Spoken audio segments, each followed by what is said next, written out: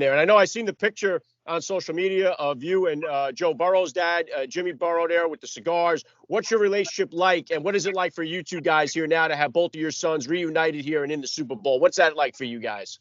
Man, it's awesome because it's like him and I are the only ones that has like experienced this before. This season seems familiar, like the same one we had when we were in Baton Rouge. And we look at each other sometime and be like, can you believe this? Like it's happening all over again, you know what I'm saying? So like we never thought we would get this far, and we have, and you know, it's turned out to be a pretty cool thing. What's doing, everybody? I'm Alec Lace. Thank you for watching First Class Fatherhood. Super Bowl 56 is this weekend, and one of the biggest stars in the game is Cincinnati Bengals standout wide receiver JaMarr Chase. Today, I have the honor of being joined by his dad, Jimmy Chase. I can only imagine the joy it must bring to a father's heart to watch his son playing on the biggest stage in the NFL in his very first season. He has been just crushing NFL records and Cincinnati Bengal records in what has been just a phenomenal rookie year, earning him Offensive Rookie of the Year honors. I will be having more coverage of the Super Bowl as First Class Fatherhood was invited by the NFL to Super Bowl Media Day. I'll have clips, highlights, all that. So make sure you lock it in down below, subscribe to the podcast, hit the like button, and let's jump into it right now with Jimmy Chase on First Class Fatherhood. Joining me now, First Class Father Jimmy Chase. Welcome to First Class Fatherhood. How you doing? How you doing? All right, well, it's a pleasure to have you here today. Let's just start like this. How many kids do you have? How old? All right, I got 4 kids. Let me see. 30, 28, 29, and 21, JaMarr, and then I have a young one. It's mine, hers, and ours, and I got another one that's 14. Very cool. I got 4 kids myself. So if you could here, Jimmy, hit my listeners with a little bit about your background and what you do. Well, it's a good question, right? Because most people don't ask me. I'm a social worker and a counselor by trade, you know, and a psychologist. I got a degree in psychology and social work and substance abuse. So I work along with the youth and underprivileged kids, you know, try to help them become better in life. You know, I'm also a social worker.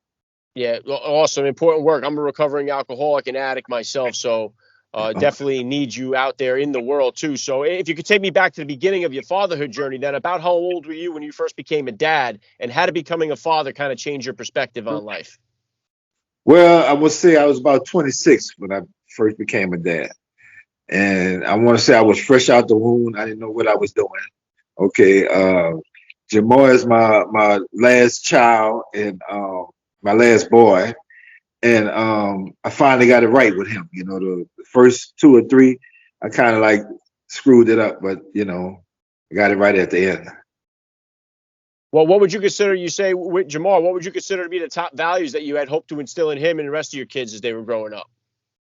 Well, the main value I instilled in him was like being honest, you know, being honest and being humble, you know, like not taking things for granted and understanding people, you know, like you're in a place where you are more advantageous than others, right? And you're going to have to learn how to give back to some of the people that are less fortunate to you than you are, you know, stuff like that. Yeah, very cool. And I know, obviously, you know, JaMarr's had a phenomenal season here in the NFL, made it to the Super Bowl. It's a big deal.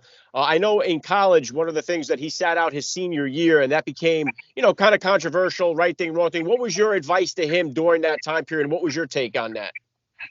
Well, we talked about that for a period of time, and you know, I told him I would back him up with whatever he wanted to do, but he needs to start thinking about his future and not thinking about right now, you know. And it's like you need to start planning for tomorrow instead of always looking at today. He was just looking at today, and you know, a lot of things was happening, a lot of things were unsure. So I asked him to wait and be patient, and he kind of like made a decision on his own, you know. But I told him I would support him however he'd do that. Yeah, what was it like for you as a dad then to see him after sitting out the season, still being drafted with the number 5 overall pick in the NFL draft? What was that moment like for you as a dad? Oh, that was awesome, man. You know, we had a we had a lot of what you want to say, information on how things may go, with him sitting out. So it wasn't a shot in the dark, but we were in contact with some people who was giving us some advice and what the outlook may be or how it might turn out. So we had some pretty good information. And, once he go out there and put on the show and, with his pro day and stuff like that, everything will fall in place. Yeah, and Jimmy, if you could, I mean, right now, the competition to try to get into colleges or get attention from colleges, very challenging. I know today they have all the different kind of ways with media now where you can have access to more people seeing you than before, so it makes it that much more competitive. But what kind of, I believe JaMarr committed to Florida before going with LSU. So if you could, what kind of advice could you give to the parents out there whose kids are trying to make this decision on what college to commit to? What should they be looking for? And what advice could you give them for that process? That's another great question too.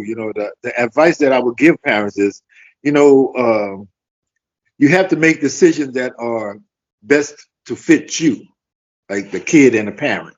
You're going to get wherever you want at whatever college you go to. It's like you got to look at if you want to see your son play, traveling, what kind of offense they have, what kind of defense they have, where you fit at on a depth chart. Do your research. That was the main part that I instilled in JaMarr. Do your research. The guy wanted him to go to Georgia, right? And Georgia's a good school. I ain't had no problem with Georgia. But I'm like, how many receivers does Georgia have on the team? And he didn't know. And I did the research and showed him they have 14 receivers, right? Not to say that you can't pass them all, but why would you go to a team with 14 receivers and they don't even throw the ball? You know what I'm saying? So these are the things that you have to do and, look at and research and then make your decision off of that. But do whatever benefits you the most and not the team, because you're the one that's going to be in this. Yeah, very well said, Jimmy. And what about as far as discipline goes? What type of disciplinarian are you as a dad? And is that different than the discipline style you grew up with? Oh, yeah, it was very much different than the style I grew up. I didn't have the father figure over me at home. I was raised by a mother. And as long as we did things, she was happy. You know how a mother is. Dad is more strict. I was more strict on JaMarr. He didn't like it at the time, but he understood it now. And I was hard on him.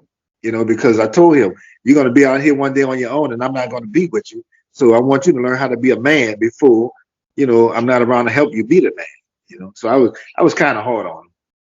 Yeah, and you mentioned there too, growing up without that father figure. Jimmy, I talk on this show all the time about the fatherless crisis that we have going on in our country. We got so many kids growing up without a father or a father figure in their life, and it really takes a devastating toll, on our society there. So, what's your take on that? Well, it's like it played a major part in my life. As a kid, as a teenager, you make decisions and you think you know it all, and you don't know it all. What people don't understand, I was the same type of athlete that JaMarr is, right? And I was all district, all state in high school and went to college, but I made my own decisions. And the decisions that I made wasn't the best decisions. You know what I'm saying? Mama was just happy that I got a scholarship to college and, she wasn't involved in the process, in the decision-making process. And I was doing all of that my own. And when I made the wrong decisions, I beat myself up, because I was mad because I should have did this and I should have did that, So now I'm at a place where I can help him learn how to make those decisions and process it and come out with a favorable outcome instead of being mad with yourself and not achieving your goals.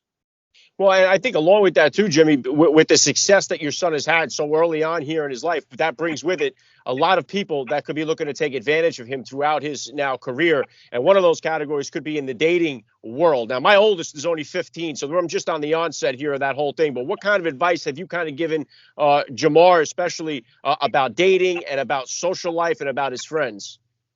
Yeah, well, I try to get him to understand that, you're a little different. It's not your fault. It's not anything that you do. It's just that you're different.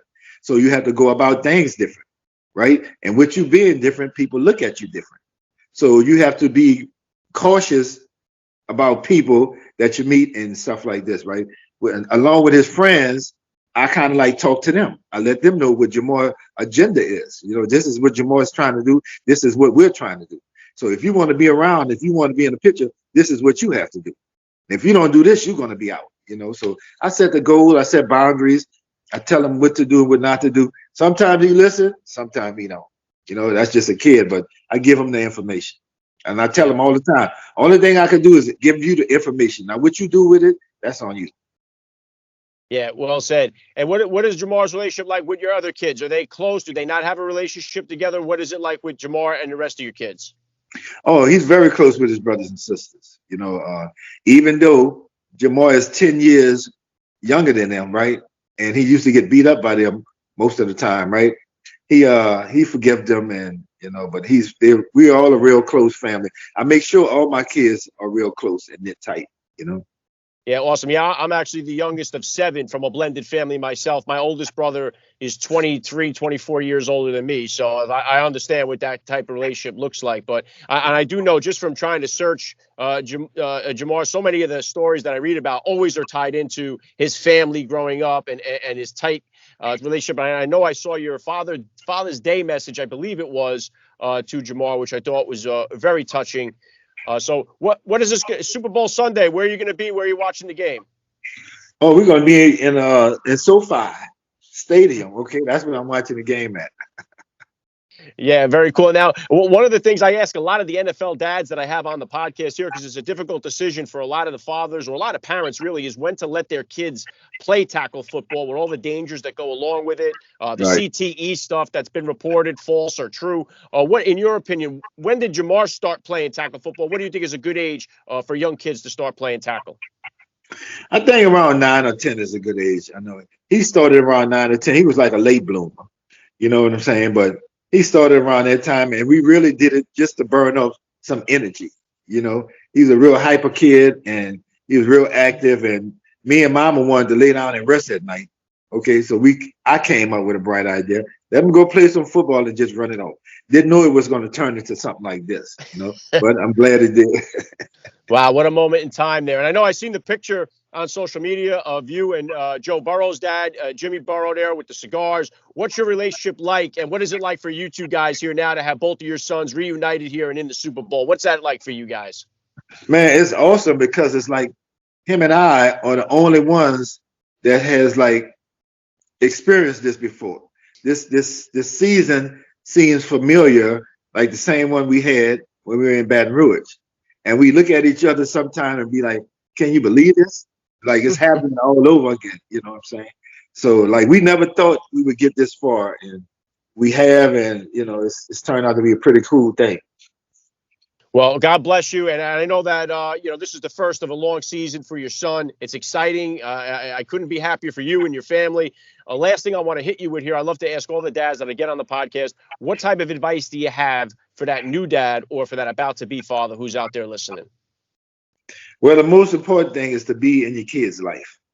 All right. Develop a relationship with your children, right? And be there for them. They need you as a father, and it's not easy being a father. We take the brunt of all the punishment, but it's a job that we are like been exposed to. That's our job as a father. We take the hits, but it's so important to be active in your son's life because a lot of kids don't have that, and it makes a big difference in their life. Yeah, very well said. It's been a pleasure speaking with you today. Jimmy Chase, you're a first-class father all the way, and thank you so much for giving me a few minutes of your time here on First Class Fatherhood. Thank you so much, Alex.